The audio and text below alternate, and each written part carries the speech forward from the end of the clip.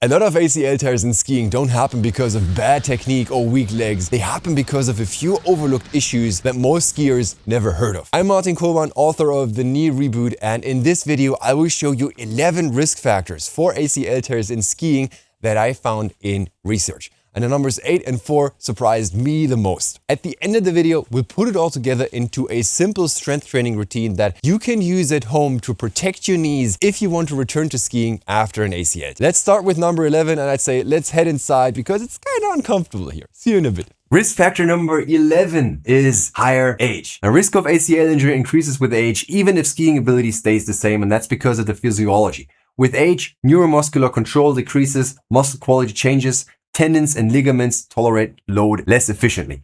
And to fix this, you need regular strength training, especially for the hamstrings and hip stabilizers, and a warm-up. More on that at the end of the video. Risk factor number 10 is female sex. Now, women have a 2 to 6 times higher risk of ACL tears in skiing, again because of neuromuscular timing, lower hamstring coactivation, and anatomical factors. What helps here is targeted strength and coordination training, especially hip control and hamstrings, like in the routine at the end of the video, as well as careful equipment checks. Risk factor number 9 is no surprise, but I promise the surprises will come later. It's low skiing skill.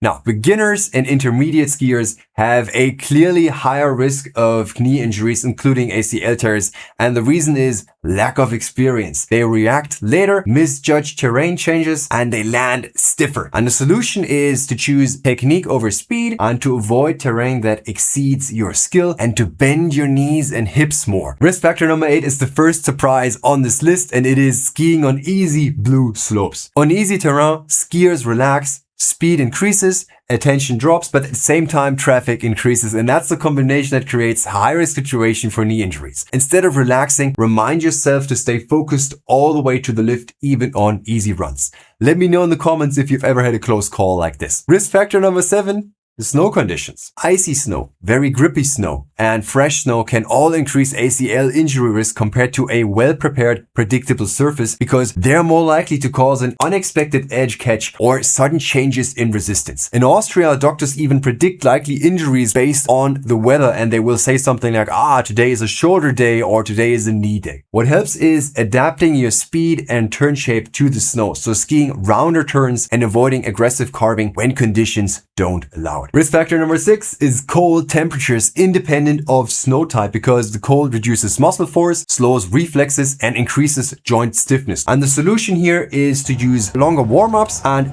re-warming up after long lift rides and being conservative in your first runs, especially if it's below freezing. Risk factor number 5 is skis that are too long. Now, longer skis act as a longer lever. So when an edge catches, the torque at the knee increases dramatically. And to prevent this, you choose your ski length based on body size and weight and skill, and not based on stability myths or marketing. Risk factor number 4 is something that I'd argue most skiers never think about, and that is worn ski boot soles.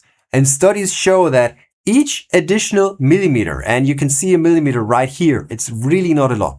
Each additional millimeter increases ACL injury risk by 40 to 80%. We're talking increase here. The binding releases later or not at all, sending higher forces directly into the knee. What helps is checking your boot soles regularly, replacing heavily worn boots, and as best as possible avoiding long walks in asphalt and on ski boots. Have an expert check your boots and binding. Too many skiers never do. Now let me know in the comments if you've ever heard about this, because I personally, this is something I wouldn't have predicted at all. Risk factor number 3, we're getting into the top 3 now, is your binding and stand height geometry. High or unbalanced stand heights change knee mechanics and increase rotational load on the knee.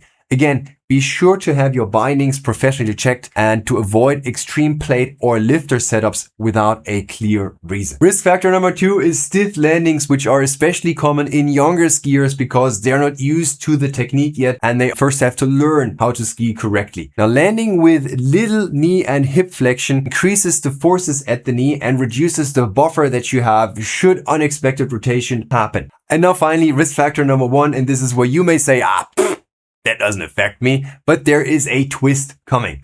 Risk factor number 1 is low skiing skill combined with risk-taking behavior. And this combination multiplies every other risk factor. Technical errors, delayed reactions, high forces, and poor decisions.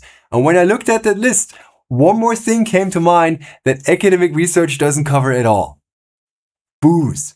Now, and as I understand it, this is way more common in Europe. And here, many skiers stop at a slopeside bar in the afternoon before their final run to have one or more, or sometimes significantly more, alcoholic drinks. And then they ski wide down to the valley afterwards. In the Alps, this is a normal and widely accepted part of the ski day, and there's even a music genre for these parties. And this part varies a lot by country and ski culture, and I'd love to hear how it's handled where you ski. Now, to reduce risk, you match your speed to your skill and refocus before your final run, because that's when you're most fatigued and may also feel overconfident if the day has gone particularly well. We can now use all these risk factors to create a strength training routine to protect your knees if you want to go back to skiing after an ACL tear. Now, this strength training routine for skiers takes about 5 minutes, and it targets the exact mechanisms we discussed to keep your knees safe after an ACL tear. Exercise number 1 is the air lunge or king deadlift. Your focus here is on single leg control, lowering slowly, focus on hip stability, so keep both hips at the same parallel to the floor,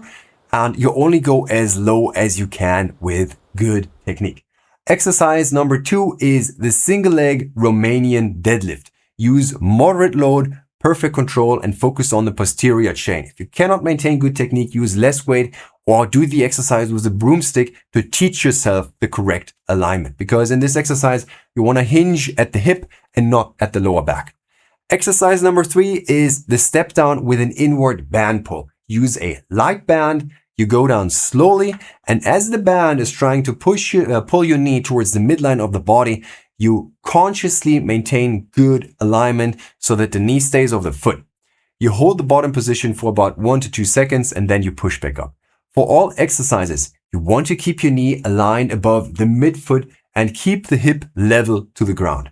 Do these exercises 3 times per week for 3 sets of 8 slow repetitions, 4 seconds down, about 1 second up. After an ACL tear, it can take anywhere between 6 and 18 months before many people feel ready to ski again. And this 5-minute strength routine is basically the bare minimum of what you should do to protect all that hard work, time, and money you invested during ACL rehab. And if you want to learn more about keeping your knees healthy and fit, then subscribe to this channel. And if you'd like a deeper step-by-step approach about everything you could do to strengthen your knees and to prevent knee pain, check out my book, The Knee Reboot. Now here's the mini warm-up you can do before your first run and after long lift rides. And to make this authentic, let's head back out into the cold again. See you there. First exercise is going to be dynamic squats. Keep your feet about hip width apart, pointed forward, and then you begin with a slow squat. Go as low as you feel comfortable. You want to keep your knees above your midfoot.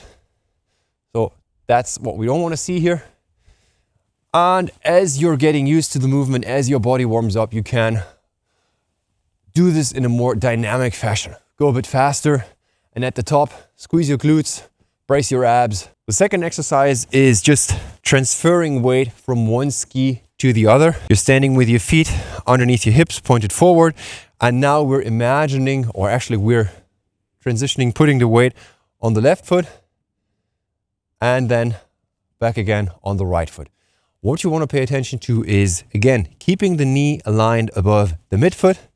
Pay attention to the pressure on your soles, because this valgus collapse towards the midline of the body, that's exactly what is going to cause the ACL tear later. The inner edge of the ski catches, the ski drifts out to the outside, away from the body, and now look at this position.